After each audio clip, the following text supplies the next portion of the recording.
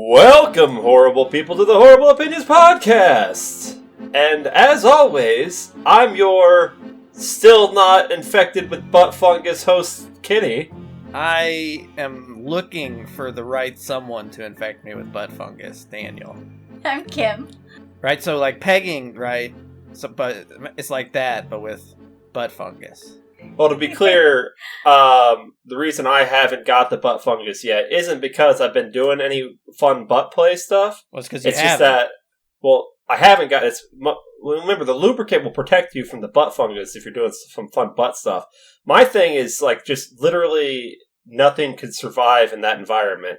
Oh, right, like the bramble patch, as it's called, right? It's that toxic of an environment. Thorny. It's real bad down there. I eat a lot of spice in my life, and that's how I survive the cordyceps, is by bringing the heat. Well, no, they like the... Well, I guess they've evolved to survive the heat, though. Not enough heat, though. I mean, I'm taking those chili peppers, and maybe I'm shoving those in my ass. I don't... Do those activate if you don't chew them? I don't know, but they say your butthole skin is the same as your lip skin, so that's why, like... They don't say that. They say that! They say that! Science! No. Look it up! What science says is that you can taste vinegar with your balls. No, I don't know if they say that, though. They say that. I think you can breathe through your butthole. I think that is true.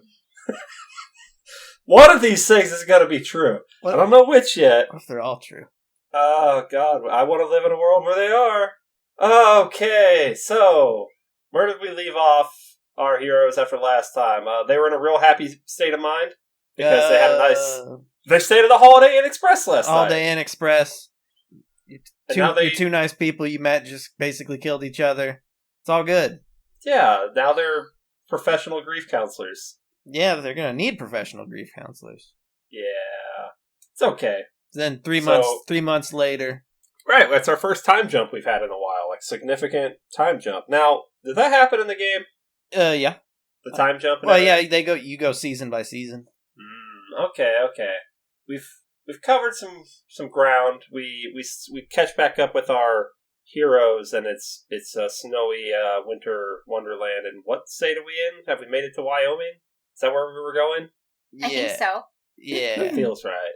They got some sick winter gear. Yeah. And they meet this old couple living in the middle of nowhere. That's where we open on the old man. Yeah. Can I say the woman is hilarious? You can't say that, actually. Why? Because no one's going to believe that. I liked her. I liked her character. Women can't be funny. Is what she needs to get her own sideshow. I'm going to look it up now. So I recognize both these actors. I should have done this earlier. So it's the old man is Marlon, the old woman is Florence, and Marlon is played by Graham Greene. He's in everything. He's been in a lot of things. The notables it pulls up for him are The Green Mile, Dances with Wolves, Maverick, Wind River. But he's been around. But I know I've seen Elaine Miles, who played Wind River is dope. Point Florence. that out. Wind River's good. She was in Northern Exposure. That's a movie, or that's a show. That's dope, that too. Show. Which I think someone else from Northern Exposure was in this. Was it him? I think he's in it too, actually. Yeah, I think they're the two that were... Because at the time, there were probably only 3 or 4 Native American actors. Yeah, unless you count Lou Diamond Phillips. Which we don't. But he played all those Native American roles! Still is. I mean, that's Chief Filipino Lou Diamond Phillips. Yeah, I guess I haven't seen her in as much things as I thought. She needs her own show. No, she is quite enjoyable. Their banter was freaking perfect, and maybe I just remember her from Northern Exposure. Quarantine goals, you know.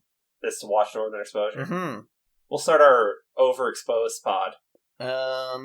Yeah, I guess that's a good name. I don't know. I don't know. There's a lot that can go on there. I bet someone's got to be talking. There's a podcast for everything. Every new podcast at this point is a redundant thing. Yeah, they are.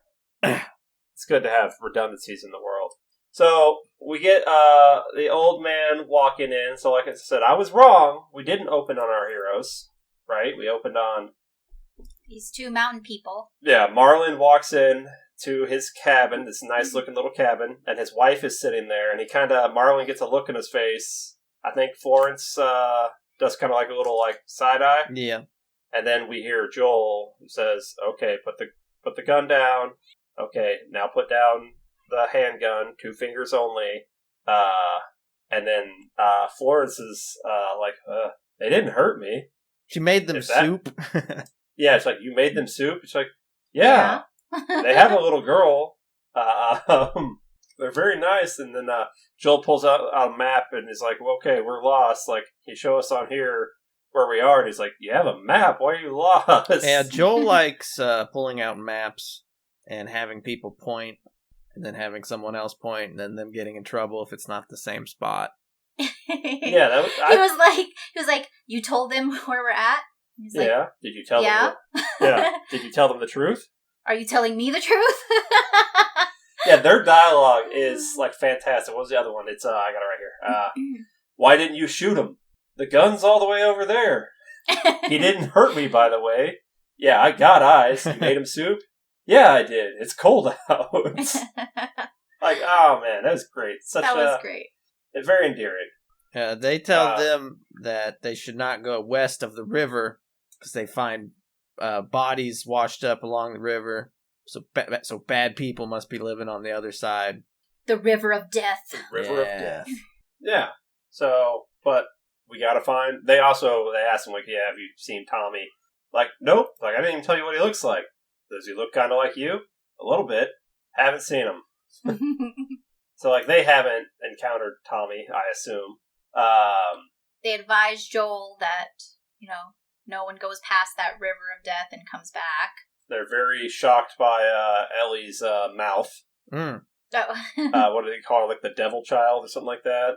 That's a very good interaction to start the show off, and then we do leave those characters, and it's like, oh, well, alright, but the show should follow them from now on, but okay. Oh, well, yeah. Yeah. So now we got our heroes, who Ellie stole a rabbit. Ellie steals a rabbit, and then Joel has a panic attack on the way out. Yeah, which, he's feeling old. He is old. And maybe some of the shit that happened in Kansas City is catching up to him mentally. Oh, without a doubt. Yeah. Is that his first panic attack that we see in the first one we're shown. Yeah. But we've seen, like, glimpses that he, like, has those panic attacks, right? So we've seen, I guess, PTSD episodes, like when the guard pulled the gun on him in episode 1, and then he beat the shit out of him, right? Mm-hmm. Right, but I think that's different, though. That's different, but it's... This is, as we learn later in this episode, he's having these panic attacks because he's not feeling up to the task anymore. He doesn't think he can get the job done. He's used to being, like, the way everyone treats him, like he's used to being the person who gets shit done. But like we were saying when we were watching the episode live, he got jumped by that kid pretty easy and was getting choked out until Ellie came and shot him. Yeah, in Kansas seeing City. Sam get shot, and then Henry shooting himself probably fucked him up.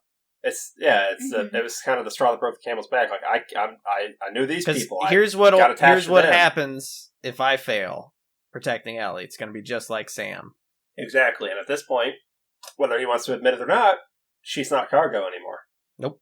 Which sucks for him because at a certain point, he's supposed to like hand her off. Sucks for everyone. Yeah.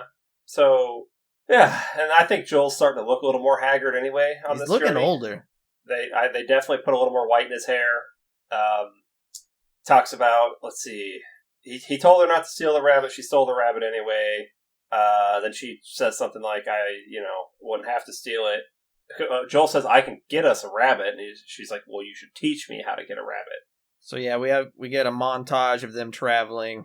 And during that, they discuss like what they're going to do after the doctors get the cure from Ellie. And Joel says that he wants a small farm with sheep on it. And Ellie wants to go to the moon. Yeah, and I forget which astronaut they reference. Sally Price, I think. I think it's Price. Sally Fields. Sally Fields is an actress, isn't she? No, it's Sally Fields is an actress. It's something Sally Rhodes. It's something that really like is a cool ass name. Sally Sally. We suck at this. Yeah. Ride, Sally, ride, boom, boom, boom. Was it Sally Ride? Sally Ride. Yeah. That sounds right. Sally fucking Ride. And little trivia thing, I guess. I didn't even write this down. I just know it. Is that the reason Ellie is into space so much is because Ashley Johnson, who played Ellie, was into space. In the game. No, just in general. No, I'm saying... I was in the game, right, clarifying yeah. in case people got confused. Like, no, Ashley Johnson didn't play her in the show. Right. Yeah, so, I mean, it's nice that they're trying to think about a future after a cure. Like, they've got hope for a future now. That's much different than the way anyone has lived, honestly. Well, if this side of Joel, like at the beginning of the show, you asked Joel what he sees in the future, he probably would have said, something very dark and probably not very optimistic. But the fact that he says he admits that he wants a farm and some sheep and things like that, that gives me a sense of like, yeah, now he's hopeful for a future. Whereas before, he just didn't have any of that. Nope, it was the next day, next job, next meal. Right. The whole rationing thing. Like, yeah. Now Tommy's missing. Find Tommy, which has still been the driving force of since we've seen him is Find Tommy. Right. Which we do get across the river. They find a little footbridge, or it could have been a regular bridge, which no one's really driving. It's actually a bridge for giants. That's why it's so big. Big old giant bridge. There's a troll living under it? Yeah, you gotta pay the troll toll. This boy's hole. And they're walking around, and they're looking at the map, and Ellie's like, is that the River of the Dead? And Joel's looking at the map, and he's like, maybe? And then they go a little bit... They see the dam. Oh, yeah, and it's like, that which generates is electricity. A big part of the game. The whole interaction between all the family members took place at the dam in the game instead of in Jackson. Okay. And it's all in the dam details. Yeah. You don't even get to see Jackson until the second game. Yeah, I was going to say, none of that seemed familiar to me, so... and at some point, we are now surrounded by... Yeah, the riders of Rohan show up. They're showing up. They have a dog that supposedly can sniff out cordyceps. Apparently not, he's not very good at it. Is he not good at it? I think this dog has been faking it till he makes it. My thoughts, honestly, were that they lie about it, and the dog just goes up and does whatever the dog's going to do, but they wait to see how they react. Well, I think the dog actually can. It's just that Ellie's different. She's built different. Well, that's the other thing is maybe you can't smell it on her because it's not technically in her system anymore, like it passes out. But also, I like the idea that it's a bluff. I like the idea that the dog's just bad at its job. Well, I mean, look, he wasn't trained for that. He's supposed to be finding pot brownies at the airport. Well, not at this. How old is this dog? Oh, he's heckin' old. Okay, he eats a higher quality food. So he's like so old. He should just be like a Walmart greeter. Yeah, yeah, rough. Which means like, show me your receipt. And fucking sniffs the Pokemon cards in your back pocket. Oh shit! This little narc gonna rat me out. Narco dog. Coming soon to AMC. Mm-hmm. So they're surrounded. These people all got masks up and whatnot. They're saying, hey, put your gun down. We're going to have this dog come over. It can smell the cordyceps on you. The infection. Like, if he comes over there and smells on it, he will tear you apart. If not, then you bought yourself 18 seconds. This makes Joel and Ellie stand about, 5 paces apart. Mm-hmm. So Joel's at this, Joel and Ellie are both completely fucking frozen at this point. Joel has no idea what to do because they are completely surrounded. And he's having another panic attack. Uh-huh. Right. And so the dog comes up, sniffs him. Ellie's over there the dog comes over there, kind of cuts away. Joel's kind of looking down, scared.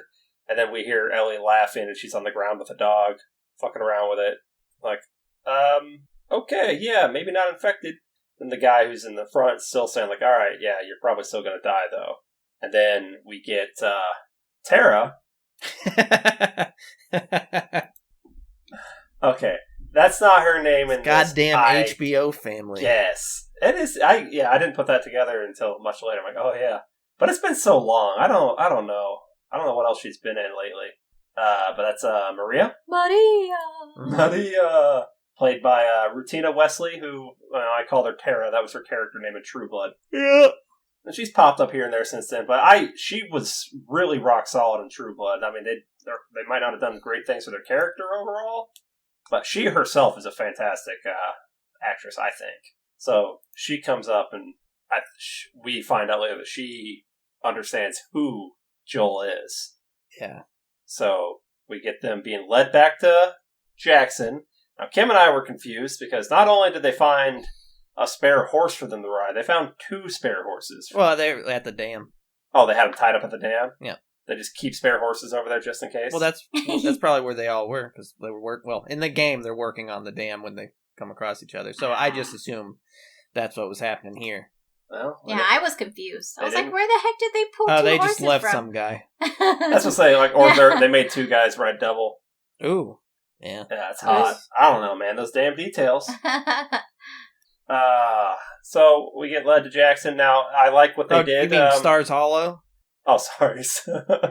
Essentially, we get led over there. They do a fun thing where they hold up a flag, and I believe Kim was asking what was going on with that. A little red, bandana. Yeah, they, as they're riding towards the gate, they, hold up this, red flag. So, yeah. So my speculation was, if they're being brought back under duress, they wouldn't hold the flag. They wouldn't hold the flag up, and the people bringing them back would have no idea that they were supposed to do That's something. Smart. So if they didn't have a flag, then they just shoot them all? They'd probably just unload it, because if you got a setup like that, you protect it at all costs. Yeah, they're very careful. And that's why, again, the old couple across the river are scared to death because they leave those bodies out there and they just assume the worst. They never know that they could actually probably go over there and live maybe an even happier life. I don't think they would want to. I don't think so either. They got it pretty good. They said they were out there before anything happened. Yeah, Marlon wanted to get away from society. I didn't want to. We need to go back to them. They're fantastic. So we get into our little western town, basically, and Tommy. We get to see Tommy up there on some scaffolding, looking fine as fuck. He didn't age. Look, yeah, he hasn't aged. His hair is looking luscious. Yeah. Yeah. He looking like a snack. I mean, he is looking like a snack. So hey, we did it. Into season 1, we found Tommy. Hey. Okay, Joel looks at Ellie like, you're on your own, kid. This was literally my goal. Pushes her off her horse. Yeah, take that, loser. Yeah, what? Kick rocks. Tess died, okay? I don't care what Tess wants. Mm-hmm. Yeah, loser. Yeah. We get a big, good man hug. Yeah, and then they fucking make out. Yeah, as brothers do. As brothers do. I mean, hey. Hey. Yeah, so now we got to deal with, hey, I've been looking for you, man. Clearly you're fine. Why didn't you, contact me? And Joel wants to talk to Tommy. Maria won't give him any space. Yeah. Eventually Joel kind of gets the point across, I'd like to just kind of talk to him for a second. He wants to talk to family. Well, I thought when did they go to the bar? That's later. That's after. Later. That's after okay. that. This is when they're eating that first meal after being there. Oh, they and do. They're sitting there at the table, and Joel's like, "Hey, I really, appreciate the hospitality and whatnot, but we kind of want to eat here with family." And Tommy's like, "Well, she kind of is." Shows her the rings and says, "Yeah." So they got married. So he wasn't even invited to the wedding. And I like that Ellie's like, "Joel, say congrats." No, congrats. Yeah. Joel doesn't seem happy about anything that's been happening here. It's probably, again, because he's been worried. He's been worrying his ass off about Tommy, and Tommy's just been here chilling. Right. And didn't have the decency to contact him and say, I'm okay. Because even Tommy's excuse, I think, is bullshit. Well, Maria says that part of the thing of keeping the place on the down low is staying off the radio. Exactly. And Tommy, or Joel, hears that, and he's not pleased at all. So here's the thing. Tommy could have gotten on a radio at some point to say, and maybe not from there, gone back out. He could have said, hey, my mom says I can't talk on the phone anymore. Like, yeah, hey, I'm with a group of people. I am fine. This is I'm fine. Yeah. Like, don't have to give up your location, anything like that. But it's like, I will be radio silence. Yeah, you could have. Yeah, but also, like, he didn't. you could have also, like, I don't know, tried to invite your brother. Well, you know. But he's not the right kind of people. He's not. Well, that's what Maria yeah. wants Tommy to think, right? It's very, I think Maria... So Maria, Tommy says that there's a difference between having a bad reputation and being a bad person. Being bad people, like when they're talking about the using the bodies to scare people off. Mm-hmm. And then Maria says, yeah, but sometimes you have a bad reputation and are a bad person. And she looks at Joel. Yeah. Because she's clearly heard what he did with Tommy to survive earlier and is not a fan. Right, and that's pretty fucked up considering Tommy was right there along doing the same things. But we'll get into her breakout with Ellie here in a sec. So they do eventually, so they leave the little dinner, and Joel gets to talk to Tommy privately. So during the dinner, a girl stares at Ellie, and Ellie kind of scares her off. So it's like, fuck off, what the fuck are you staring at? Which this seems like a small minor character, right? Not even a character, really. Right. Right. It does. It's a big character. You say that, and that makes me think it's a big character, because you literally just said that. I don't know anything. And you won't for, yet. Like, maybe 2 years you won't know anything. Oh, it's a season 2 character? Yeah. Mm. If they'll I imagine they'll recast, but... can I say that I like Ellie, I like that Ellie doesn't change who she is. Because obviously she's, out of, her element here. Like, everybody's looking at her like she's some weird fish out of water. But she doesn't change who she is. She's still... someone who doesn't take shit. Right. And she doesn't decide to not take shit just because we're in polite company. Yeah. No, she's still the same Ellie. Yeah. No, you can't say that. In fact, you're not allowed to say anything. Yeah, I want to say that. Can I say that? Okay, go ahead and say it. Oh, okay. What was I going to say? Say it. Say it with your chest. Yeah, no, Ellie's consistent. She is... who she is. She is who she is. Mm-hmm. Maria is like, well, you can't, kids like that don't talk here, blah, blah, blah. And Ellie's like, well, I could teach them. Yeah. Like, yeah, I'm not, like, just because I'm not like your kids doesn't mean I'm wrong. Maybe your kids are wrong. Seems like all your kids suck anyway. Mm-hmm. Yeah. Yeah.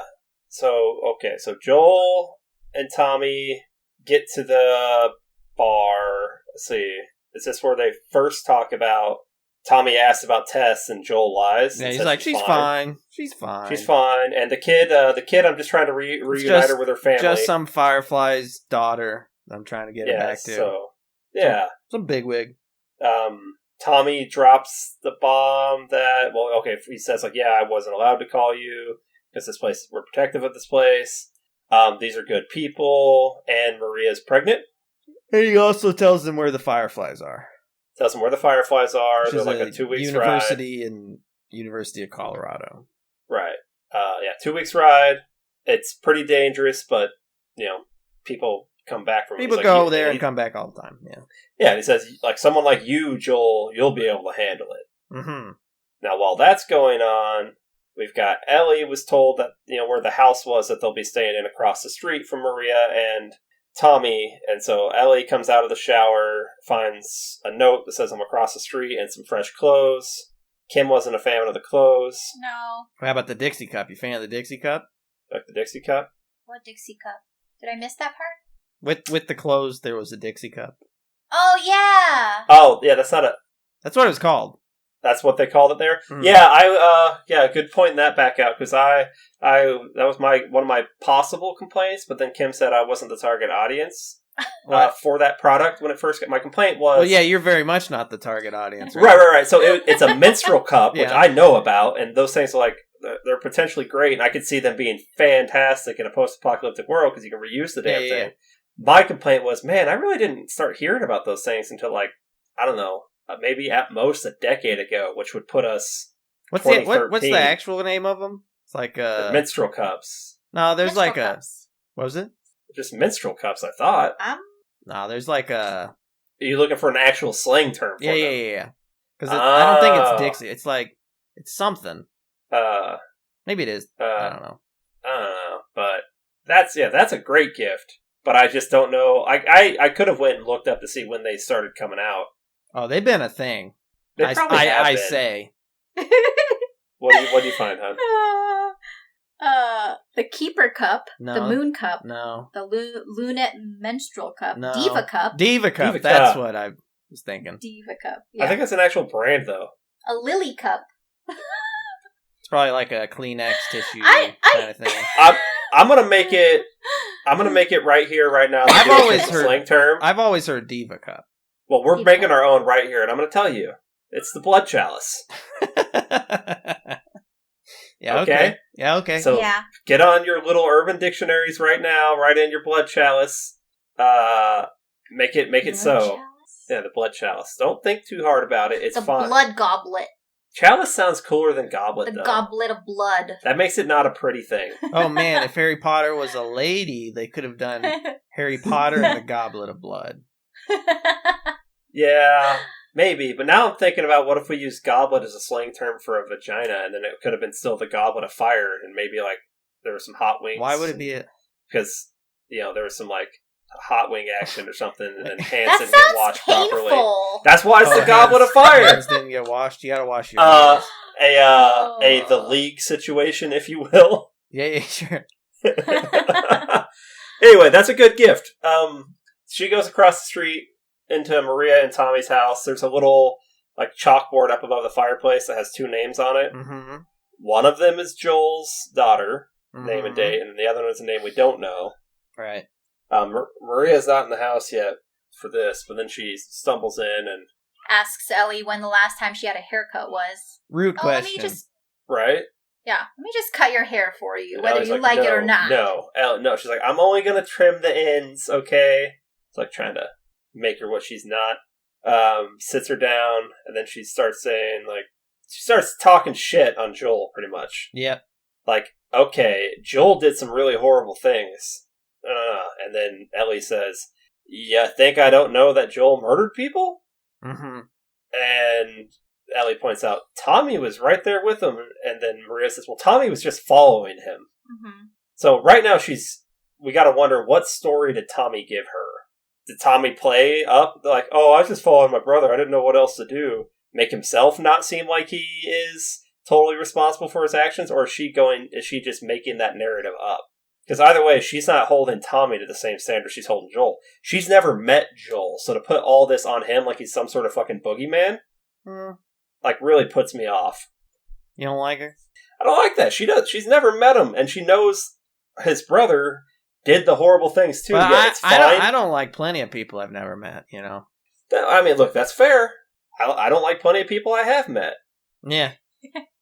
But she's putting all this like, oh yeah, I know about Joel. Like, how? I guess, yeah. Yeah, so her whole attitude She's towards not Joel's, wrong, though. I mean, Tommy's still responsible for it. Just because you're a follower, you chose to follow. I don't buy that whole, he has no responsibility for their actions. Like, fuck that noise. But Tommy'd be the first one to say, this was fucked up what we did. And he, Yeah. and he actually says that in the episode. He does, but he still did it. Still did it, though, yeah. Joel's not running around saying he's glad they did it. Like, nobody's happy about what they did. Mm-hmm. And they stupidly thought that was their only option. And they even go over that. Like, that we did what we thought we had to do to survive, but it turns out there could have been other things we could have done to survive. Yeah. We ended up maybe defaulting to the worst thing. And, hey, that maybe says something about what's, in your heart. The path of least resistance was just to take advantage of other Perhaps Joel is not a good person, one might say. And that's what he's been saying from the get-go. Mm-hmm. Like, he's not necessarily disagreeing with that, but he's also, that's what Tommy still did those things. Tommy can't put himself on a pedestal. I don't think he is. I think Maria. Yeah, she's putting is him putting- up there. She picked him up. She set him up Yeah. there. Yeah. And that, to me, that bothers me, because I'm like, Joel did the same fucking shit. Mm-hmm. Or Tommy and Joel both did the same shit. Yeah. But basically Maria's saying, like, don't just blindly put your trust into anybody. And I'm thinking, you blindly put your trust into Tommy, but okay. And then the other name on that chalkboard was her dead. Their dead child. Her dead. Hers and Tommy. not hers and Tommy, because if you Not look hers at and Tommy. if you look at the date on the kid, her kid died 2 days after Joel's did. Oh, okay. Yeah. And she, we find out Maria used to be, a district attorney. Yeah. Mm-hmm. Explained to Ellie what that was. Says, like, Ellie, you probably would have been a hell of a lawyer with her, attitude and everything. Like, it's not entirely a bad conversation. I just don't like how she has her opinion of Joel based on secondhand crap from Tommy, and she's immediately trying to poison Ellie on Joel. Sure. Yeah. Like, that to me is very shitty. Like, why are you... How uncomfortable were you during this episode? Like, okay, that scene didn't make me uncomfortable. It made me mad. Mm-hmm. I mean... But again, Ellie being who she is, it doesn't deter her from... It actually... I would even go so far as to say, like, it actually makes her want to bond to Joel even more as the episode goes on, because she does know all the shit that Joel's done, right. But... And it's not... She doesn't think it's a problem. She likes it. Yeah, right. Yeah, she's not entirely opposed to that for survival. Now, the one bit of information that Ellie did get out of this thing that she did not have was... Sarah. That Joel had a daughter, yes, Right. and that she died. So now... She's also in her mind like, this explains a lot about him. His hesitations, the way he act, like it's So that's good. So, but then again, that points back out to Maria that Ellie, you didn't know this big crucial thing. Maybe I do know more about Joel than you do, but I don't know. That I think Ellie's probably sitting with me on this one. We're like, whoa, lady, you're like, get back in your lane, okay? You telling her to stay in the kitchen? What are you telling her? No, I'm saying, like, why are you coming over here trying to, like, get me to hate Joel just because you don't like what he's done? Like, you have, like... He's protected her this far, yeah. Yeah, like, you've got no rights, you don't know what they've Although, has he protected her this far? Because she has been bitten several times. This is true, and that's part of his thing. So, after... I don't know if they showed this before or after we cut to Maria and Ellie in the house there, but after Joel left the bar, he immediately leans against a pole outside and he has another panic attack. Yeah. So he's not exactly, like, he didn't congratulate Tommy when he said he was having a baby. He kind of said some snarky remark about, Tommy said, I think I'll be a good dad, and then all Joel said was like, I guess we'll find out. Yeah. Which I guess I'm learning is the wrong thing to say, or? Yeah, I don't think that went over well, but that's all, again, part of the baggage of Joel with his daughter dying. And his grief. So now, let's see, where do we go to after that? Joel has gone off mad. Ellie has been talked into going to movie night. Mm-hmm. What's the movie they're watching? Do you know? I honestly was... I didn't actually see it when they showed it on screen, and then I was trying to listen to the dialogue to see if I could pick up on what it was. I did not figure it out while we were watching it. It's The Goodbye Girl. Nope. It's a comedy from, like, 1977. They had a reason they picked it, but I don't care. It's a bit wordy. Is the reason, like, thematically tied into the episode or anything? Fine, I'll fucking read it. So Craig Mazin explained they chose the movie because it's not just about a man and woman falling in love. There was a kid, and the kid was saying, that would be a good dad. That was the love story. The scene that we show when they're watching the movie is really the first real meeting between this man and this little girl. Okay. You know what they should have? You know what they should have been watching? Shrek. Hey, Shrek's a heckin' good movie. Was Shrek out when the plague hit? I don't know. Because we got to go. When did this start again? 2003. 2003. 2003. Yeah. Hold on. More importantly, I want them to be watching Shrek 2, but Shrek 2 is. Shrek 2 is 2004. They can't have Shrek 2. Dang. But why Shrek 2? Oh, because it's good. But Shrek 1's good. Yeah, but Shrek 2 is better. Is it? Yeah. I like all the Shreks. And all the spin-offs. If you haven't seen the fucking latest Puss in Boots, that movie slaps so fucking hard. I haven't. You should. Oh, yeah. Like, we seen it in theaters. Oh, so fucking good. This will be brought up on our Antonio Banderas Shrek 2 podcast. has the I Need a Hero cover, and that's fucking dope. It is dope. They're all good. There's going to be a fifth one. Possibly. They're working on it. Well, they're working on it. Getting everyone on board is what they're working on. Okay. Allegedly. Okay. So they watch that thing, and it's important for some reason. They say so in the official show podcast. But you're here with us, so you don't get to know. You don't get to know. You don't need that official podcast. The deep stuff. Yeah, so Ellie's there. The whole town's there. It's in the community center. She's sitting between all these kids. She's just kind of like not really feeling it, even though you'd think she'd be like, oh shit, a movie. Well, these kids have clearly lived a different life than her. 100%. We get Tommy and Maria standing in the back there. They're kind of looking around, and then Tommy, like I don't remember if they even say anything here. It's just kind of implied Tommy's going to go look for Joel. So I think you've got it backwards. I think the interaction with Joel happens, and then Tommy comes in. I thought he was there, he left, and then he comes back again, and then he does that weird thing where he just like turns his back and doesn't even want to say it. Maybe. But either way, it doesn't matter. We're often wrong on these things. Anyway, Tommy ends up finding Joel in like a tool shed type shop thing tool shed. He's trying to repair his shitty boots. We've seen him earlier in the episode duct taping the bottom back together. Yeah. So he's trying to pull off the sole so he can put a new one on, but the pliers keep slipping and he's getting fucking frustrated. And Tommy rolls in with a brand new set of boots for him and basically says, I understand kind of why you said what you said. I know you didn't mean anything by it, like yada yada yada. I don't remember if it might have been in the other conversation, but he's like, just because life stopped for you doesn't mean it did for the rest of the world. Yeah, that was in the last convo. Yeah, that's a big one. So they're working through some shit all at once here. And Joel starts to come clean. This is probably the most vulnerable I think I've seen, like, him. Yeah, without a doubt. Joel doesn't think he can get it. Now, was this the first time you cried during this scene? Cry update. So, Dale, you said 4 more times? And you first said 3, then you jumped to 4, and I was like, good, because I was going to say 3. I didn't want to pick the same as you. I guess we'll see. I guess we'll see how you guys handle the next episode, yeah. Well, here's the thing. After this episode, the count is at 2. 2 what? 2 separate cries already.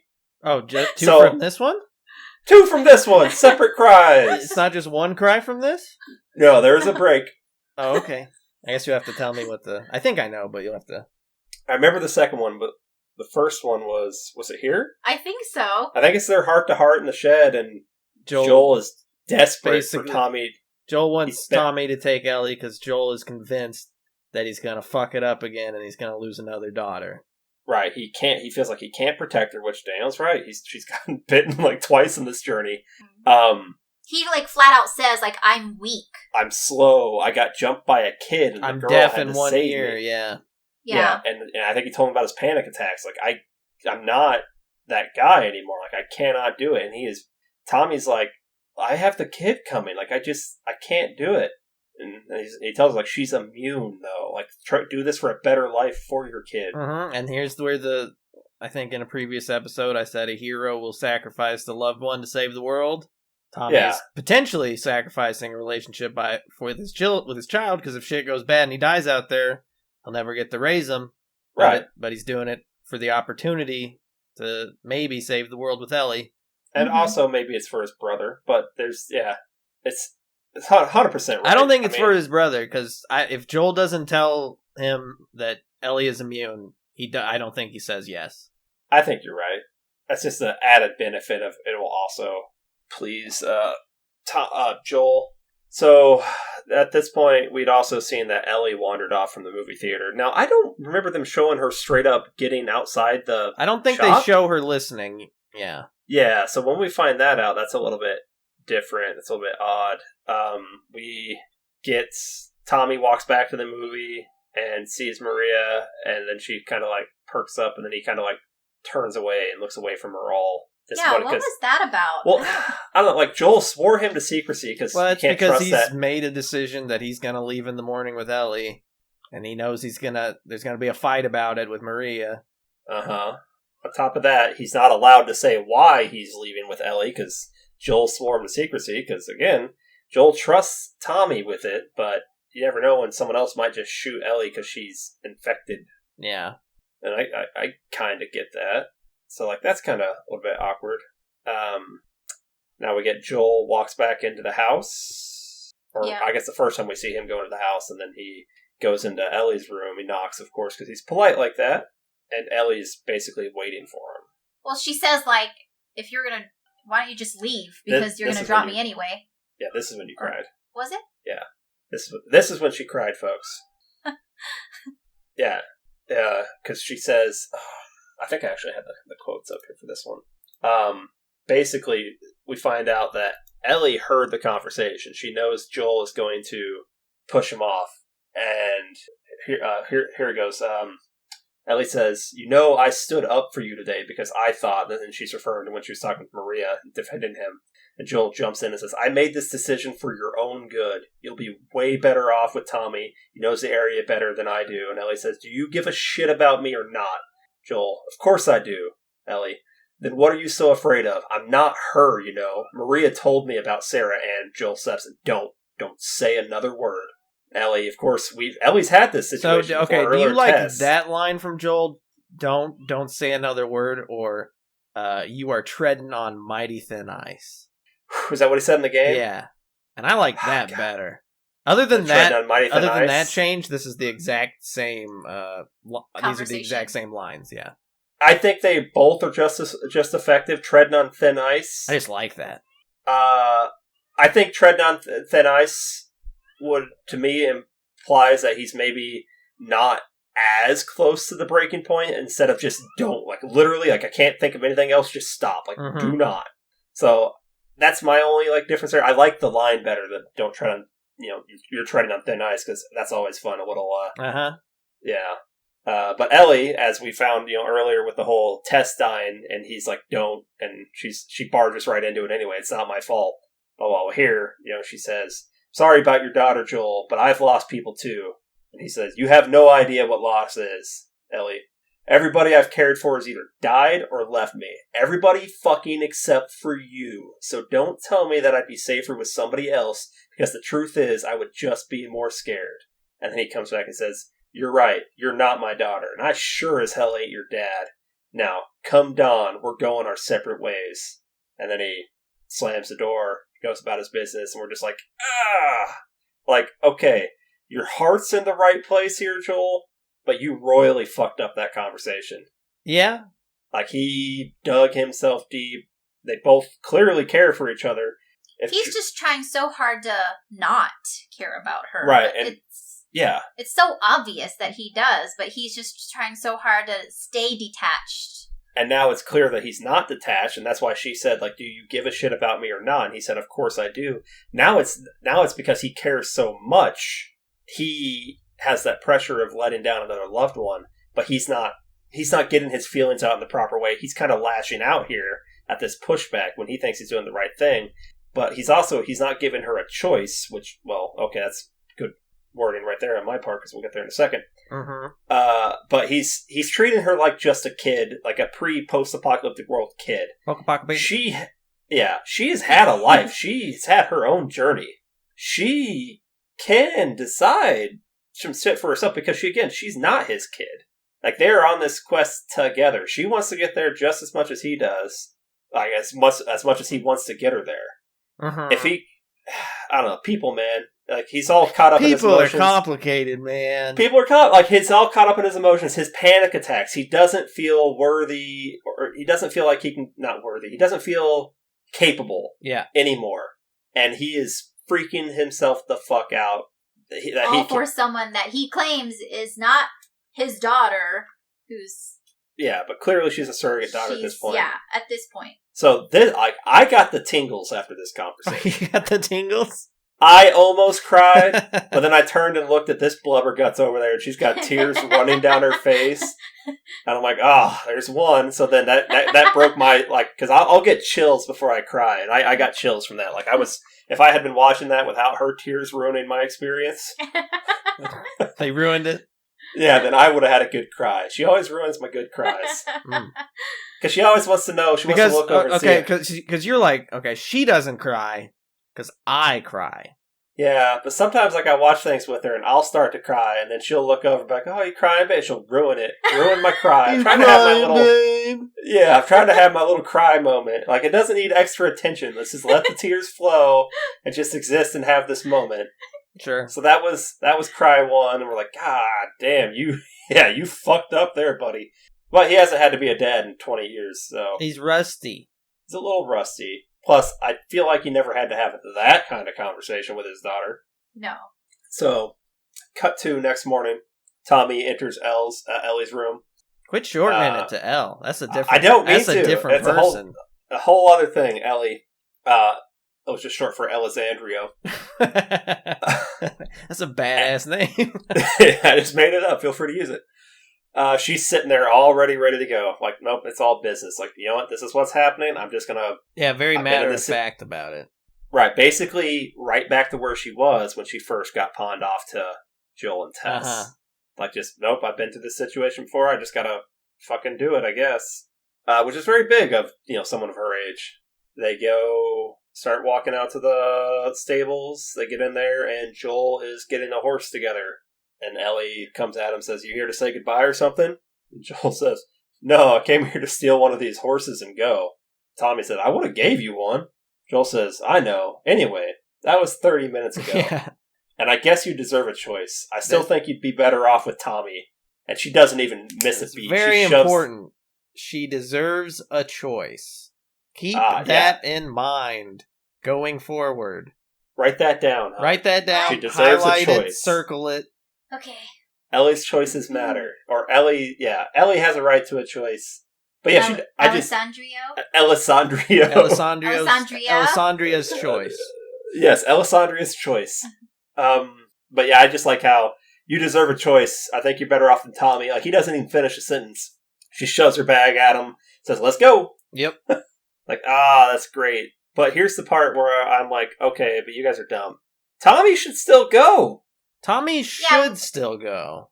Yeah, we were sitting there, like, trying to figure out why they didn't both just go. It's better if they just both go. Like, it's a dangerous journey, but there's going to be less risk for everyone involved if Tommy also goes. Like, Tommy thought he could survive it with just Alessandrio. So having Joel and Tommy and Ellie, like, this would make it like a slam dunk. This is the first time I've ever thought about why didn't he also go. Seriously? It bugged me the rest of the time, because when we get to what happens, I'm like, boy, Tommy being there sure would have been fucking nice. I'll tell you why he doesn't go, okay? They haven't... Because this story's about 2 people. That's true. Every time we add anyone else, they fucking die. That's right. If he had gone, he would have died. Which Kim at one point in the show was like, "Oh God, they're showing us a lot of Tommy and Maria," and I'm like, "Hun, I think we're safe this time." I said, "Oh no, Tommy's gonna die." Yeah, Tommy's gonna die because they're making us care about him in this episode. Yeah, like we really only got Henry and Sam for one episode. They weren't really in the first of the Kansas City episodes, so it's like, other than Tess. Shit. Other than Tess, who survived like 2 episodes, the show has a thing for making us get attached to a character in one episode and then fucking killing them, and it's still ripping your heart out when they do it. Mm-hmm. Yeah, it's insane how good they are at it. So even when you this whole time I'm thinking Tommy's gonna die, and they made us care about him. He's got a kid on the way. They're gonna kill him off. Yeah, I'll be so sad. I'm gonna cry for the 3rd time. Right. So, I guess the only justification, and they don't say this, is like, okay, well, you shouldn't risk yourself at all now, Tommy, because you got that baby on the way, so I guess you're off the hook. Again, I still think that's dumb, because if what you're saying, the argument that Tommy should be risking it to save the world here, then Tommy, by that mark, would still want to go to make sure it gets done. But I don't think Joel would. Joel has come to a decision. I don't think Joel would want him to risk it. Yeah, but since when does Tommy care what Joel wants? Well, Tommy listens to Joel. Oh, so Tommy is innocent in the whole killing all the people all those times. For sure, for real. I don't believe Tommy's that. I mean, Tommy, they call him a joiner, which, okay, we see that. That was the thing that we did. Maria literally calls him a follower. Yeah, which is, honestly, don't ever call me that. I would be so insulted. Okay. I don't think that's a good... There's nothing wrong with being a follower. Lead, move, follow, get out of the way. Right? and I got out of the way. That's Okay, so that's fine. So now we're back with Joel and Ellie, Sandrio, and they're kitted up again like they were at the pickup truck, only this time with their one horse. They only gave him one horse. We stop for some father-son bonding where Father-son bonding? father-daughter bonding. Where Joel, they're hunting, so obviously I had to think it was a boy, right? Because Ellie says, what, girls can't hunt? Alessandria. Alessandria. I've turned her into a Game of Thrones character, even though she was already a Game of Thrones character. This is true. They stop and they do some rifle training, and she's shooting at a target, and it's a great scene. She's like, the sight's all messed up, man. And he's like, no, you gotta like treat the trigger like you love it and you take care of it. She's like, no, it's all messed up, I'm telling you. He's like, give it here. And she pulls up the binoculars and he fucking shoots it, and she just looks. She gets these great looks on her face. Like, she's... her face acting. Yeah. 100%. It's great. She's just like, looks like in shock, and she's like, you fucker! And then the camera cuts to the target, and it's a little like head-sized... Well, it's actually slightly larger than a head. Joel says, I made the target bigger than it needed to be. And it has asshole written across the front of it. And he shot it right in the middle of the asshole. Yeah. This show is obsessed with assholes. It's not us. Yeah, it's not my fault. They keep presenting assholes to me. Yeah, what are you supposed to do? You know? When an asshole's presented to you, you thrust at the opportunity. Absolutely. You'll figure it out. Did you say you'll finger it out? That's exactly what I said. Okay. This is why people subscribe to our content. That's why people unsubscribe. No such thing as bad publicity, right? Then we get a little travel montage where Joel tells her about how he used to be a contractor and what that means, and then he's like, people loved us. Because everybody loves contractors. Right? And then she's like, contractor. That sounds so cool. The contractor. We were cool. Yeah. And at one point, like, I think he said something like, oh, I had to kill someone or something like that. And she's like, oh, the contractor! And they go Making it sound like they go over the rules of football. Trying to explain that. Yeah. And then Joel takes a second to say, can we talk about what we're doing after this cure and stuff again? And Ellie's like, Alessandria is like, yeah, of course. And he's like, I can do anything? And she's like, yeah, it's your dream. It's like, well, I'm kind of rethinking the sheep farm. Mm-hmm. I'm thinking, like, maybe, like, I'd want to try singing. Why is that funny? Because she's I love it. Yeah, she's like, yeah, she's laughing, yeah. Oh, yeah, you said, why is that funny? Yeah, that's what Joel said, not Dale. No, I said that, Dale did Kim say laughed. That. Yeah, Kim's laughing because the whole moment. So Joel says he wants to sing. I think Alessandria thinks he's joking, so she starts laughing. And she's like, that means you gotta sing for me now, right? Yeah, and he's like, no. And he's like, you're going to sing for me. It's like, yeah, that's fair. So all this fun bonding that I guess we have to imagine some of that maybe happened over the 3 months we didn't see earlier. Sure. But, so I had to take some while for the whole shock of the Henry Sam murdered each other in the hotel thing to kind of wear off Ellie. But now I think they're all good. We're all good. Nothing bad's happening here. Yeah, everything's good. We get to the campus. There are monkeys everywhere. Monkeys, which that, I'm turning around if I see monkeys running around. I've heard enough horror stories about monkeys. Yeah, what have these monkeys been doing to survive in the wild? Butt stuff so they don't get the cordyceps, like right, they know. Obviously. She even points out their little butts. Yeah, and because this show is anally fixated. Not us. Why can't the monkeys get cordyceps? Because they're genetically... I'm sure they could, but they wouldn't be eating the flower, so they'd have to get bitten, I guess. I don't think they're flowers. Sure? No, the flower. What flower? What are you talking about? The one that Joel explains is probably how the cordyceps travel to the world. Oh my God. I gotcha. I was thinking they were eating like a bouquet of flowers. I'm like, bad monkey. That's for somebody's Valentine's Day. You put that back.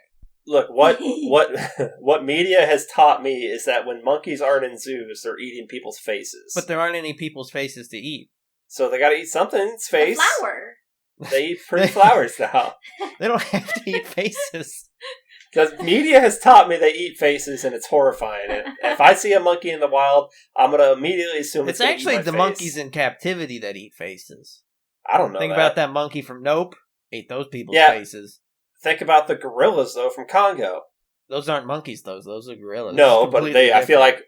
like they didn't show it though. But after they pulverized people, they probably ate their faces. Probably, yeah, and their Which butts. I'd rather have my face and butt eaten after I was dead, not before. Yeah, same. I guess I don't know. Gorillas famously eat ass, though. Everyone knows that. And Joel's like, "Is this the first time you've seen a monkey? Is this the first time you've seen a monkey eating ass?" Like, yeah, no fucking shit it is. There's not a fucking zoo, Joel. Like, what the fuck? She's like 12. Even if she's like 6, she's like 16. I forget how old she's actually supposed to be. I feel like 15, 16. Yeah, sure. So even then, she was born after the world fucking ended. When would she have ever seen a fucking monkey? Yeah, there's no monkeys in... Well, I don't know. Maybe she went to the Boston Zoo. Wait, no, she's not from Boston. Is she from Boston? I don't know. That's the QZ they're in, but she's only been alive since like years after the pandemic happened. Yeah, but there was probably a zoo at the QZ. Yeah, they were. The QZ was a zoo with crazy fireflies. They just didn't have monkeys. Mankeys. So look, they get to the campus, it's looking all like empty, and they're fucking on one of the signs pointing out to where like the college buildings and stuff are. There's a Firefly logo. I don't think they would put easy directions to find their base of operations. That's always been a thing with them, though. Well, they put Even the logos... in the game? Like in the game, too? Sure.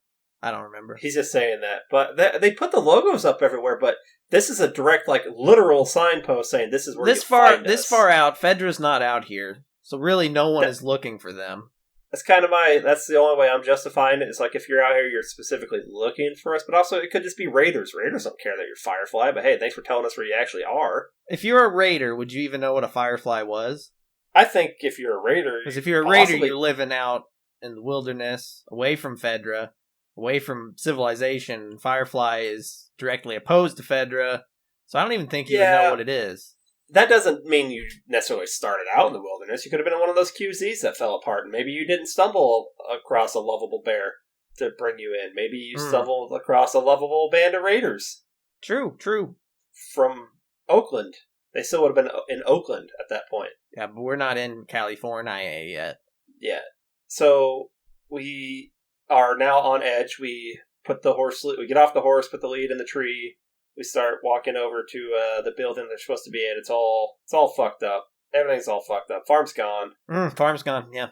Farm is gone. And what do we find out here? They find a packing manifesto of an inventory list of what Fireflies were going to pack up and take. So basically, this tells us that the Fireflies have all packed up and left. Yeah. So that doesn't necessarily imply that they ran away. So it doesn't seem like there's no bodies, there's no blood. So it seems like a planned. It's not like when they went to the Capitol earlier. Right. Yeah, complete different situation. Yeah.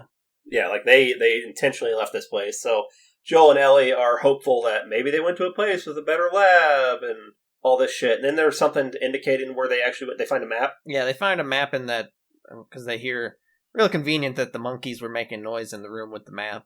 I mean, there's, I guess the tone, it wouldn't be Scrotum's monkey here. It would be, what's the literary device used to point a character in the right direction? A map.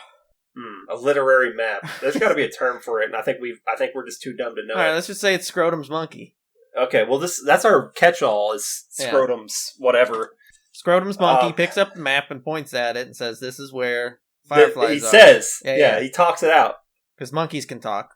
Now. Yeah, in this future, they've evolved to talk. Well, Planet of the Apes universe is also... Again, these aren't apes, they're mankeys. I don't know why I have to keep telling you that. Because they're very similar, it's very confusing, and we didn't get good educations. Well, no, I'm the one saying, so you didn't get. Yeah, but I feel like you're saying that... But you know what? You know what I haven't said in a while? So I didn't go to college. You didn't go to college. Right. Yeah. But there's not a Planet of the Monkeys movie, that's what I'm saying. It's easier to do Planet of the Apes. I bet there is a Planet of the Monkeys movie. It's probably on Tubi. Well, yeah, we'll probably end up watching it at some point. Oh, that sounds horrible. You damn dirty apes. You monkeys. Damn dirty mankeys. Yeah. And then we hear a noise outside, right? We should say the map points to Salt Lake City, Utah. Yeah, so now we gotta go deal with Mormons, which we watch Under the Banner of Heaven, and I'm not comfortable. Under the Banner of Heaven. I was We, good, meaning though. Kim and I, watched it, not you. Yeah, You should watch it. I'm just trying to think of what It that was is. good. Yeah, that's Andrew Garfield plays a Mormon cop and has to deal with the The murder, conflicting ethical. Mormons are interesting, but yeah. especially They don't actually like being called Mormons, by the way. the extremists of the Mormonism. Brigham Young Latter-day Saints. Yeah. Yeah, that's as with a lot of things, it's a very interesting history, and I highly recommend it. If you haven't watched it, I think you'd like it. Magic Yeah. plates. Plus, well, I mean, we got lots of magic things in history. Magic bulletproof shirts. I'm just saying, magic plates. It's important. Yeah, but more, yeah. So go watch that show though. So okay, we got to go to Utah see the Jazz play. It's a basketball team. I don't think they were there yet.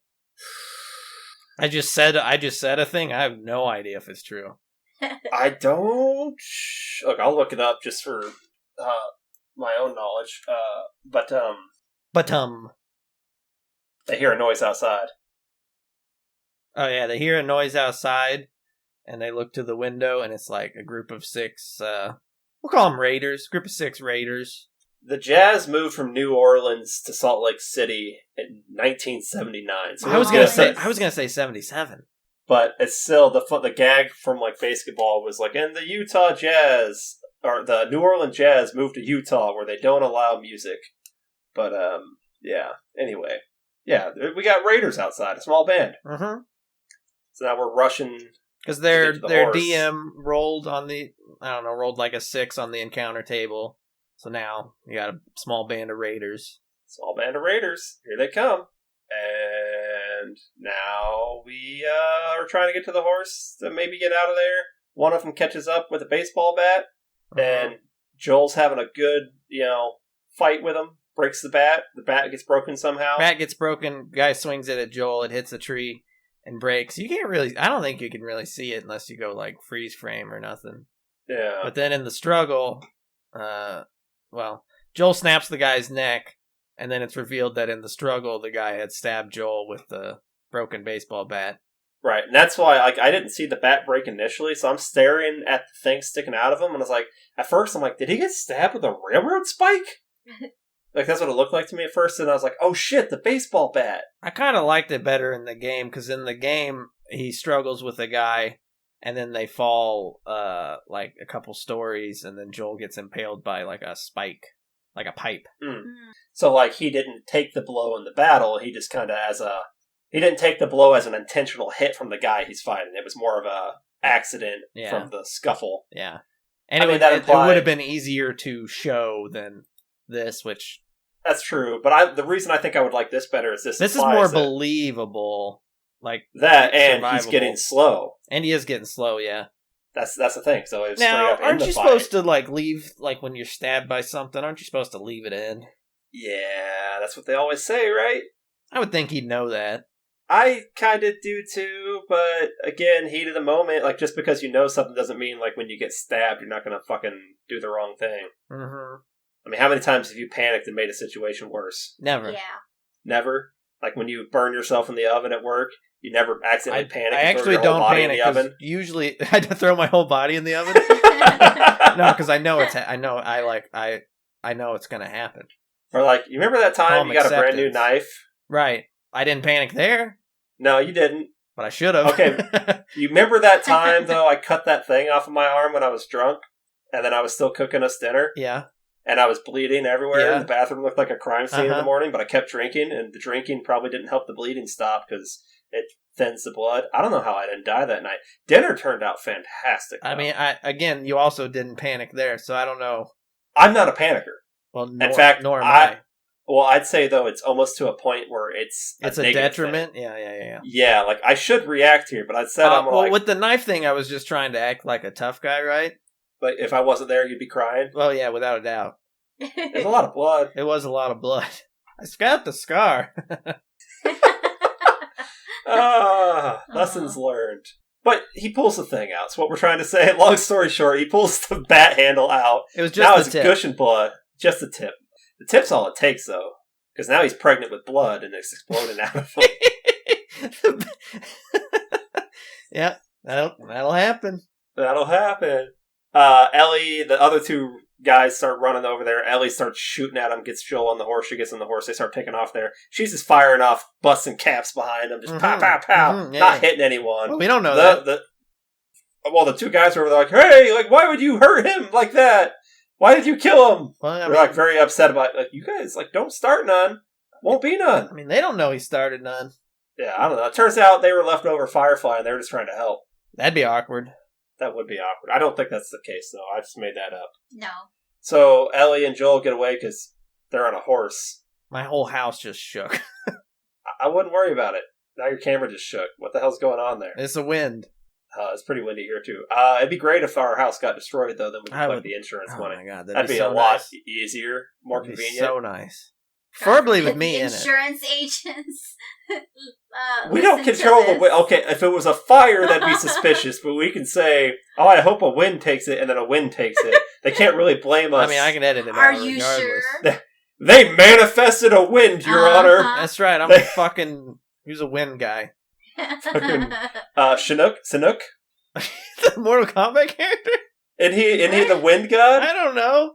Is he? I think he was the wind god. Was it Raijin? No. I was going for more of like a Greek wind guy. Oh, would that be Zeus or I don't know? He'd probably cover it.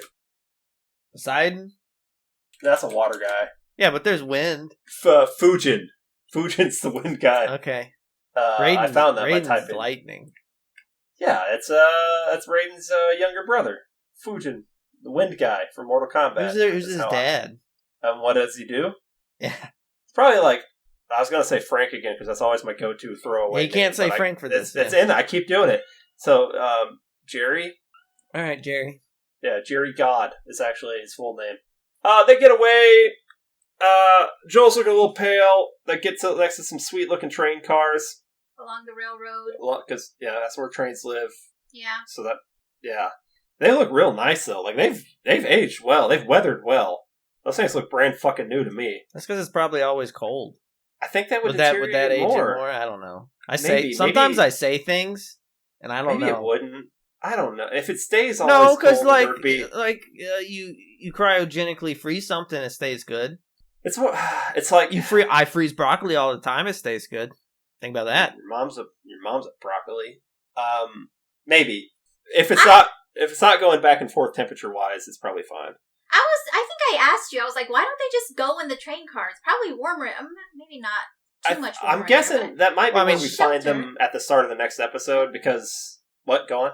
Oh, I mean, he just fell off the horse. We don't see where they've gone yet. Yeah, Joel falls off the horse, and he is not, like, we see blood still pumping out of the wound. We can imagine this has been a little bit, and you might not know this, but you need a lot of your blood. You don't need all of it, but you need a good amount. Yeah. Like, blood is what useful. For? And so they haven't, I had blood things, man. Haven't you watched Osmosis? Haven't you watched Osmosis Jones? I have. Yeah, then you should know how the body works. It's pretty accurate. So to everything. Can a tear cure... what was it? Cordyceps? No. Yeah, if Ellie had cried into the wound of Sam. Oh, because she didn't cry into it. Yeah. She tried to just throw blood in it, and that you can't do that. Right. Even though blood is cool. Blood is cool. Thaumaturgy. That's why you get that's why you want... Ooh, now she's got the blood chalice. Nope, we're not going there. She should have put the blood... she didn't have the blood up on the... She didn't have it yet. Oh, I said we're not going there. She didn't have the Dixie... Oh, she can do it now, but he doesn't have the cordyceps thing, so she might not be like a regular blood match. Oh, no, I was just saying use the Dixie, shove it in the hole? Yeah, shove the Dixie cup in the hole is what I was saying. Well, that was one of my complaints, is like neither one of them has the presence of mind to like try to plug the wound. Well, she's even like, what the fuck am I doing? I don't know where I am. What the fuck do I do now that you're... And that to me is on Joel at this point. Yeah, he didn't. You guys are you guys are the traveling companions. You're going through all this shit. Maybe cover some basic first aid. Or like if they had a third person with them, like Tommy. Like Tommy, who could have watched their backs. No, that would have... Tommy being there would have fixed all this, because I gotta say, this was the least dangerous part of their journey, in my opinion. There's 3 guys. Well, after Tommy was saying, like, it's safe, like, people go there and back all the time, like... like Well, someone there's not like you will be always fine. Raiders, right? Yeah, Yeah. sometimes there's Chargers. Sometimes Yeah. the Broncos. Sometimes Broncos. Yeah. Sometimes there's even some Chiefs. And we handled that entire division. You're Also, welcome. this is the second cry. Kim thinks Joel's dead. Apparently from her tears. Might be, I don't know. Because she's crying. She's having a heckin' good cry. And I turn and I look, I go, what are you doing? 2 times! So this is why I reminded her that her bet doesn't count, because she controls the cries, technically, when she said true. 7. That is true. No, they're uncontrollable. They just fall. They weren't falling, they were pouring. They and, like, just. So they just. Did you guys see the trailer for the next episode? we try to stop it, Okay. but I know what 7 involves, so... But Kim 'cause does that's not. Kim does You can not. tell no. me. No, you'll find out. No, you'll see. She was ready to watch it, but I told her, no, we're not watching ahead of what we're recording. That way we're not getting too messed up. Yeah. So Joel is unconscious, bleeding out. Ellie's freaking out, down in the snow. The horse Joel's is doing dead. its thing. Joel's dead. Joel's dead. Yep, Joel's dead. Joel's dead. Alessandria's all on her own. Yep, Alessandria's got to be a big girl now with her diva cup and a horse. And next episode, I guess we'll just pick up right from there. Yeah, it'll totally just be all about that and not another standalone. But more important than the other standalone, I'd say, for the characters we have here. Mm-hmm. So that complaint goes out the window, because this is... And yet... Yeah, I fucking know. People are dumb. This is a good episode, I think. I think they're all good episodes, but this one, yeah, we got some... We covered some ground here. Literally. I mean, yeah, obviously we jumped 3 months in time, but we found that's Tommy. That's covering time and space. That's yeah, and yeah, we found Tommy. We've now think we found the Fireflies. We've like our plan at this point is wholly get Ellie to the Fireflies. Tommy's safe. We're not worrying about that anymore. Uh-huh. We've introduced Maria, the Jackson in general. Stars Hollow. Yep. Yeah. So it's at this point, if I didn't know what I knew, I'd be really concerned about still trying to find the Fireflies. If you didn't know what you knew. If I didn't know what I remember from the games and whatnot, So I would be like, we can't... What is Kim concerned by, then? So I kind of like, at what point do you keep trying to go search for the Fireflies, right? Because Joel's, like, wounded, he's hurt, he doesn't, I don't know that he's, I mean, obviously, I feel like he's gonna move on from that. From this world. Yeah. Yeah, but no, I think, I don't know, I just kind of feel like, to what lengths do you feel like you need to go to help save the world? Like, yeah, she's immune, she's a very important character in developing this cure, but... Yeah. To what lengths do you feel the need? Uh-huh. Yeah. Right. At what point is Joel doing this for it being Tess's last wish versus actually wanting to save the world versus, like, well, when does he get to the cutoff point? Because what I'm saying is, if I didn't know what I know, how many times do you go to somewhere where the Firefly are supposed to be and they're just not fucking there? It's the longest game of hide and seek ever. It really, he's Yeah. traveled. This is what, the third time that This they is tried to coast locate to coast, pretty Yeah, much. we have traveled across the country. But there are 3, like, separate instances where we can definitively say, like, hey, because the first one was where Tess got blown up in that building, The right? Capitol. That was the first time. The second time was what? No, this is the second time because we went to Bill and Frank's to get resources and stuff to keep going. Oh, okay. So this is the second major stop where they are supposed to be. And they're not. Right, because Kansas City was a detour. We got fucking stuck there. And they're not. So literally, you've traveled the fucking country. You've crawled. Crabbled? Like a Crabbled. crab? Yeah, just go crab people, which they don't get cordyceps I think either. if on this one, if there hadn't been a map saying exactly where they were, I think they would have given up. Right, but I would still, though, like, Tommy told them exactly where they were. Like, oh yeah, they're like a 2-week ride down there. Like, yeah, they're there. And Tommy would know because... No, he didn't say they were there. He said they had a base there. Right, but Tommy would have a more recent idea of that than anyone else. Well, recent-ish, because he hasn't been on the radio. They haven't been in contact. So this is with really him. Maria's for 6 fault. months. If they had been allowed on the radio, Right. they would know all kinds of things. Right. Yeah, and I don't get. You can at least have the radio on and just listen in. You don't have to actually contact anyone. That's true. So just pick a bunch of stations. I would do that just for research. And this is like knowledge. 2000. Well, no, it's not. 20. It's not anymore. Never mind. I was gonna say if it was 2003, they could just be jamming on, listening to the buzz. But hearing that modern rock. yeah, 2003 Yeah. modern rock. Yeah, It was modern then. yeah, Yeah. yeah. But I'm with Daniel on this. I would have What did given I say? up. Oh, okay. You'd I give would up have given up. if yeah. there was no map. If there was, I'm just like, look, at this point, yes, the map, okay. Maybe we get the map. We don't know what they would have done because they obviously had the encounter and now Joel's dying, and we still don't know what they're going to do. In my situation, if we hadn't got jumped and we got that map, I'm probably going back to Jackson and saying, like, okay, we've got this, let's regroup, and then we're going to go potentially do this, or maybe potentially go out a ways and trying to find a way to contact them there if it's a far trip. But if not, well, we gave it our best. They're fucking gone. Let's just stay here. Let's just live. Yeah. But, again, I don't know. I'm not always out to try to save the world. It's one of those things where, I don't know. I probably would still go just for like, okay, if we're thinking that we can just go there, give a little blood, make a cure, and the whole world could potentially be saved. I mean, Which that is the assumption they're under. Yes. And, okay, look, it's already hard enough to distribute. Yeah, Anything. distribution now is a nightmare. Think about then. Yeah, think about, in that situation where there's not going to be any trust anywhere. Also, think about how bad everyone's going to feel if you can go out and, spray a clicker and then all of a sudden they're human again. Yeah. With their dickheads. Well, I think that person, they would have been driven insane, right? Because they're alive in there. They just have no control. According to Sam's fears. Well, I think that was I don't know. is it explicitly said in the thing? I don't know, because there's really no way to know, right? Yeah, we wouldn't know, and this isn't one of those shows where they show the infected, the mindset of the... redoing any of their life tasks. Mm-hmm. Like how, we just rewatched Shaun of the Dead yesterday, and we watched the roommate come back home and go upstairs and get in the shower. Some things do that with their types of infected. This show, I've never seen a infected pumping gas. They haven't evolved that far yet.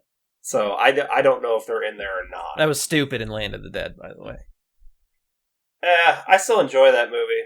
It's you go watch the other ones like Diary and stuff like that. The other stuff that came out after it. It's better. It's good. I just think that's stupid. Yeah, but that goes back to the fact that, again, we're talking about whole other things here. They're ghouls. They're not zombies. It's what I want, not what it is. Yeah. Yeah. So there was never zombies. Those are ghouls. Whatever, man. And people's knees. A good episode. I liked it. 2 cries, though. That's the current record for an episode. So now, 1 more cry for the rest of the season is all I got, and then my number's busted. You got 2 more. I already tell you, there's going to be more. Yeah, so do you think she's going to break that 2 cry 1 episode record? Maybe. Yeah, probably. I bet she cries next episode. Yeah, you're definitely crying next episode. Am I crying next episode? Not if I ruin it for you. Not if she ruins my cry. Just let me cry. You might. Yeah, did you? I don't remember. Yeah. No, I did. On any of these on the rewatch, should you cry? I think Sam and Henry. Got you again? Yeah. It has done so well. Every little... there's not been a bad performance in this that I can recall so far. Right. Every person, every actor... Every person cast... is just doing a phenomenal job. And, I don't know, is that an HBO thing? Because, even the shows that are bad... It's an HBO thing. Look at all the HBO actors in this. This is, okay, true, it's an HBO thing, but I was going to say, even the HBO shows, when they start to get bad, it's not the actors, I don't think. It's usually the writing, yeah. The writing, yeah. Like that. So, I don't know, man. Game of Thrones at the end still had good acting, it's just, the writing no longer cared. Yeah. Yeah, great performances all around. We'll see how much this thing gets nominated for when all things are, done. Mm-hmm. Yeah. So what? This one was... Let me pull up the episode list here. What was the title of this? This was episodes... Oh, it's Kin. Kin? Because Okay, Kin, K-I-N, family. And the next one is Left Behind, right? Left Behind, yes. So this is an 8.8. So it's up there. It's a lot of it's 9s. Obviously, our lowest is 3 with an 8. And then our next episode is our lowest rated with a 7.4. Why is that? Worse than Bill and Frank? Yeah, so it was kind of review bombed for the same-ish situation. Okay, don't spoil it. Yeah. Okay. So. We'll leave it at that. Yeah. Okay. I don't know, with this next one, you can't cover up your shitty views by saying, oh, this adds nothing to the story. Exactly. Did you cry when this next episode happened in the game? When it happened in the game? Yeah. Yeah. Yeah. Isn't Left Behind what they named that little DLC or whatever? Yeah, it was the DLC. Yeah. Which I'll go into how that worked into the game when we do that episode. Yeah. Now, was there any other important this happened in the game differently in this episode that you want to bring up? Yeah, no. Well, it's not important, but no, so no.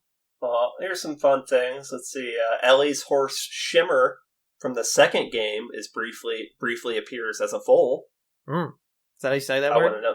Foal? A foul? Foal? I believe it's a foal. I always in my head said foul, but I don't think I've ever actually said it out loud, so I don't know. Foal makes more sense than fowl, because that's a bird. Yeah, that's true. Joel's panic attacks were justified. Those weren't in the game. Well, that's true. Joel didn't have panic attacks in the game? Nope. Huh. What? Ellie, that was the thing that was also tough to listen to, was Ellie early on, Joel falls asleep and he's supposed to do both watches, and Ellie wakes up and does a second watch, and she's showing like, no, I did everything like you taught me, it's fine. Well, you can't do that. Well, I just did. Also, you still mumble in your sleep. That's one of the things when Joel's having his heart-to-heart with Tommy. He says, I keep having dreams, I'm not sleeping well at night, and I wake up, I don't remember what they are, but I have the feeling that I just lost something. Like he's letting someone down. It's so good. But we need more. Bill and Frank. No, I mean I love Bill and Frank. We need more Baby Yoda. No, we need more Angry Mankeys. Marlin and Florence. Oh, okay, sure. They can have their own spin-off. I was gonna say, if we do a fucking spin-off of this show, it needs to be Marlin and Florence. Yes. It better not be some Firefly-focused bullshit, for obvious reasons. Better not be some, hey, this is what Tommy was doing. Like, no. Marlin and Florence. Spin-off. And, I would want a spin-off in a different in Europe or something. Well, here's my thing. My spin-off was going to be one of those single set shows. So Florence is literally always in that chair. Never see that. And it's always, the episode's always open and Marlin walks back inside. And maybe some random kooky neighbor is there. Sure. And it's just one of those sit down talk. I mean, what kind of worked for Seinfeld, right? They never really did anything. They were three locations. But they do stuff. It needs to be another right. I Love Lucy, but it being I Love Florence. I Love Florence. There you go. And she never gets out of the chair. She never gets out of the chair. And I think that's hilarious. Okay. I could see that. And at one point they even draw attention, he's like, do you ever get out of that chair? But in reality she'd have to, because you got to sleep, eat, use the bathroom. Right. Stuff like that. You don't have to get out of the chair, She's like the neighbor in Home Improvement. Because he's always behind the fence. Yeah. I'd watch the fuck out of that show. Not Home Improvement, but okay. The show we just, HBO, you know how to contact us. They do not. They do. It's in the episode notes. Well, I don't know how to contact us, so I just assume no one does. You should read the episode notes. Don't tell me what to do. Well, okay, so we will reconvene. We will get on out of here. So I will pull the bat end out of this wound we're having here and let us bleed on out of here. So as always, I'm your horrible host, Kenny, with all the blood chalices. I'm a monkey. I'm Kim. Still Kim. Yeah. And we'll see you next time, fun guys and gals. Bye. Bye. Bye. Bye.